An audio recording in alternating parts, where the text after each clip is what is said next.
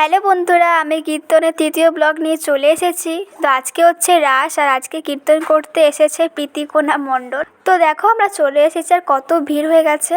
আজকে আমাদের আসতে অনেকটাই লেট হয়ে গেল, আর লেট করে কিন্তু কীর্তনও শুরু হয়েছে। 10টার সময় শুরু হয়েছে, আর আমরা এসেছি 10:30 এরকম টাইমে। তো যাই হোক, এবার আমরাও কীর্তন শুনি, তোমরাও কীর্তন শোনো মন দিয়ে।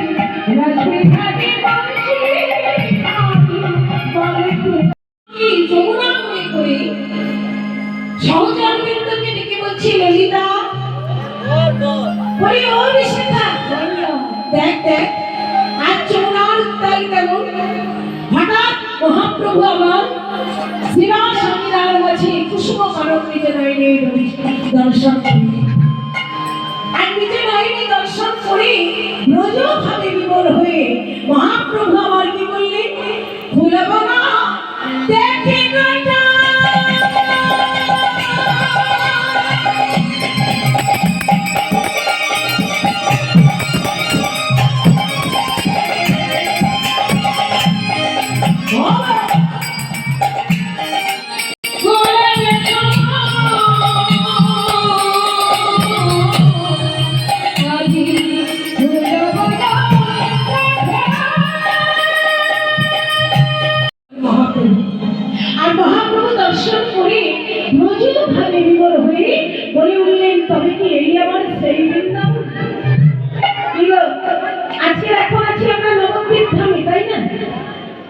নবদ্বীপ ধামে আছেন তো, কিন্তু নবদ্বীপ ধামে থেকে এখন মনে হচ্ছে না আমরা বৃন্দাবনে বসে আছি। এখনো পর্যন্ত বৃন্দাবনে যাইনি, কারণ ট্রেনটা এখনো আসে না। ট্রেনটা এলেই আমরা উঠে পড়বো বৃন্দাবনের উদ্দেশ্যে, তাই না? এখনো পর্যন্ত নবদ্বীপ ধামে রয়েছি, কিন্তু যখন নবদ্বীপ ধামে বসে আছেন আর মহাপ্রভু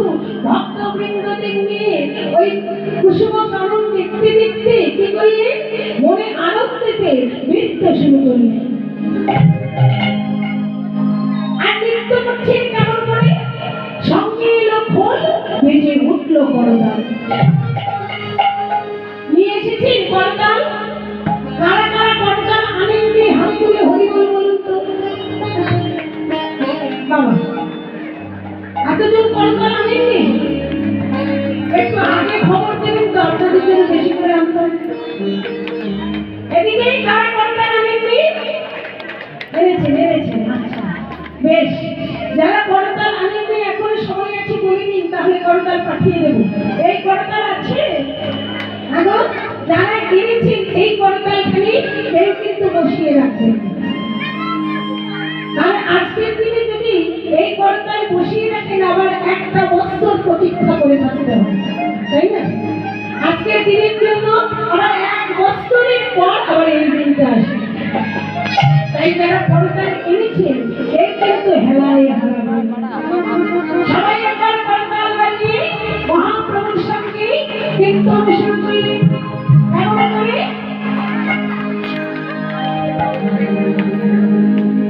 মহাপ্রভু কি নবদ্বীপ ধাম কি দুটো পক্ষ করতে গিয়ে এখন দুটো ধার হয়ে গেছে এখন এদিকের জোর বেশি না এদিকের জোর বেশি বুঝতে পারছি না মনে হয় এদিকে একটু কম আছে আর একটু জোর হবে নাকি আর একটু জোরে বলবেন আচ্ছা যেটা বলেছি আরেকবার বলি নবদ্বীপ ধাম কি অজস্র বলুন নবদ্বীপ ধাম কি এখন উত্তরী বাইরে উত্তরী